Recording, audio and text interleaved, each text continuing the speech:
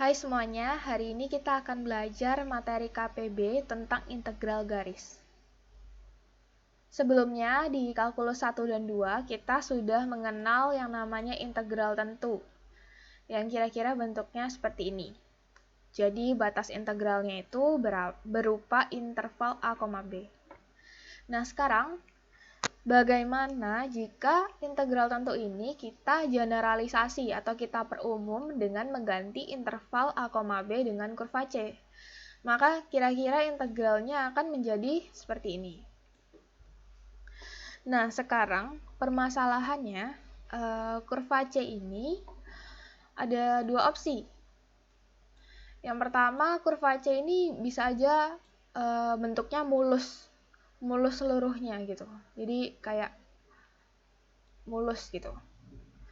Nah, yang kedua, bisa aja si kurva C itu nggak mulus seluruhnya, bisa aja dia patah-patah kayak gini. Nah, jadi kita harus bedah integral ini menjadi ke dalam dua kasus. Kasus yang pertama, kurva C mulus seluruhnya. Misalkan C menghubungkan A, XA, YA, dan B, XB, YB. Jadi, X dan Y di sini itu berupa fungsi parametrik XT, YT. Kira-kira seperti ini. XT, YT. Dengan A kecil sama dengan T0 kurang dari T1, kurang dari T2, dan seterusnya sampai Tn sama dengan B. Nah, kurva C ini dibagi menjadi N subbusur PI-1 PI. Jadi, kurva ini dibagi menjadi beberapa busur-busur kecil. Jadi, kira-kira seperti ini. Nah, beberapa busur-busur kecil gitu. Nah, misalkan delta S atau DS itu merupakan panjang busur PI-1 PI. Panjang busur ini ya. Maka DS sama dengan akar X aksen T kuadrat plus Y aksen T kuadrat dt. Ini udah dipelajarin di kalkulus 2. Kalau misalnya lupa, bisa dibuka lagi bukunya. Kemudian, maka dari DS ini, integral garis yang awalnya seperti ini, kita bisa lakukan substitusi DS sehingga integralnya menjadi seperti ini. Yang di sebelah kanan. Integral A sampai B, f x t, yt, akar x aksen t kuadrat plus y aksen t kuadrat dt. Nah, sekarang untuk kasus yang kedua, yaitu kurva C mulus sepotong-sepotong. Jadi kurva C-nya itu sepanjang ini ya, semuanya ini kurva C. Nah, maka kurva C ini bisa dibagi lagi juga sebagai potongan-potongan kurva C1, C2, C3, dan C4. Nah, nantinya integral garis pada kurva C ini merupakan jumlahan dari integral garis pada kurva C1 ditambah C2, C3, dan C4. Supaya lebih mengerti, maka kita langsung aja masuk ke contohnya ya. Contoh yang pertama. Hitung integral garis X kuadrat Y dengan C ditentukan oleh persamaan parametrik X sama dengan 3 cos T, Y sama dengan 3 sin T, dengan T di antara 0 sampai pi per 2, dan tunjukkan bahwa parametrisasi X sama dengan akar 9 min Y kuadrat dengan Y di antara 0 sampai 3 menghasilkan hasil yang sama. Di sini kita punya XT sama dengan 3 cos T dan Y sama dengan 3 sin T. Berarti X aksen T sama dengan min 3 sin T dan Y aksen T sama dengan 3 cos T. Sehingga kalau misalnya kita masukkan ke DS yang tadi, kira-kira hasilnya akan seperti ini. Akar 9 sin kuadrat T plus 9 cos kuadrat T dt, terus ininya jadi 3 dt. Sehingga integral garisnya itu menjadi integral 0 sampai pi per 2 karena T-nya terletak di antara 0 sampai pi per 2. 3 cos T kuadrat, jadi substitusi X kuadrat di sini. X-nya kan 3 cos T, berarti X kuadrat tuh 3 cos T kuadrat gitu. Habis itu dikali 3 sin T. Habis itu ds-nya ini kan berubah jadi 3 dt. Keluarkan konstantanya, jadi 81 integral 0 sampai pi per 2 cos kuadrat T sin T dt. Kemudian kita bisa mengintegralkan ini dengan metode substitusi, sehingga hasil integralnya adalah seperti ini.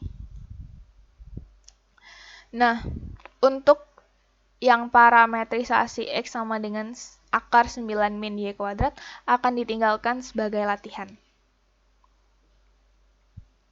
Kemudian contoh yang kedua, hitunglah integral garis XY kuadrat dx plus XY kuadrat dy di sepanjang lintasan C sama dengan C1 union C2 seperti ditunjukkan pada gambar. Hitung pula integral ini di sepanjang lintasan lurus C3 dari titik 0,2 ke 3,5. Jadi ini kasus yang kedua. Kurvanya itu berupa kurva yang mulus sepotong-sepotong. Jadi dibagi menjadi kurva C1, C2, dan C3. Nah, untuk persoalan yang pertama kita harus menghitung integral garis di sepanjang lintasan C1 union C2. Jadi cuman sepanjang ini aja. Oke. Nah, seperti yang udah ada tadi, integral garis dari kurva C itu sama dengan jumlahan dari integral garis dari kurva-kurvanya. Potongan-potongan kurvanya maksudnya. Nah, pertama kita menghitung di potongan kurva C1. Potongan kurva C1. Ini 3, bentar. Ini 2 di sini koordinatnya. Ini 5. Oke. Pertama kita menghitung integral garis di kurva C1. Di C1 ini, kalau misalnya kalian lihat, X bergerak dari 0 sampai 3, ya kan? Dari sini sampai sini. Nah, terus Y-nya itu sama dengan 2. Ini kan garis Y sama dengan 2 kan? Nah, karena Y sama dengan 2, berarti dy per dx sama dengan 0. Berarti dy sama dengan 0. Berarti integral garis pada kurva C1 dari XY kuadrat dx plus XY kuadrat dy itu sama dengan integral 0 sampai 3, karena X-nya ini tadi.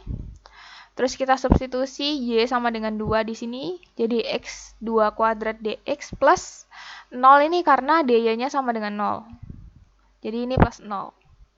Jadi integralnya adalah seperti ini, 18 hasilnya. Terus kita coba hitung yang di kurva C2.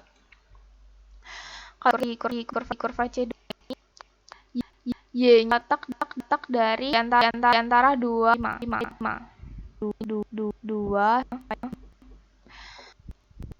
Dan X-nya itu sama dengan 3. Ini kan garis X sama 3. Maka dx per dy itu sama dengan 0. Oleh karena itu, dx juga sama dengan 0.